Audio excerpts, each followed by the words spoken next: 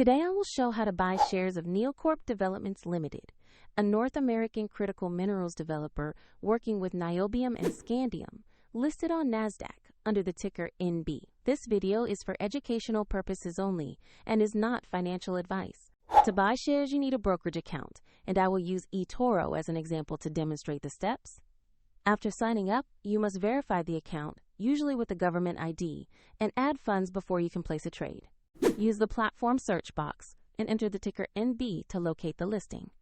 Confirm the result shows NioCorp Developments Ltd, so you select the correct stock. Open the stock page to review basic company information in the price chart. Make sure the company name, NASDAQ listing, and ticker NB match before proceeding. Click Invest or Buy. Choose the amount you want to allocate, then carefully review the order details and confirm to place the trade. If the market is closed, the order may execute when it reopens. If there are insufficient funds, the platform will prompt you to add money before completing the confirmation. After the trade is placed, the new position will appear in your portfolio. Check the video description for a link if you want to follow this example on eToro.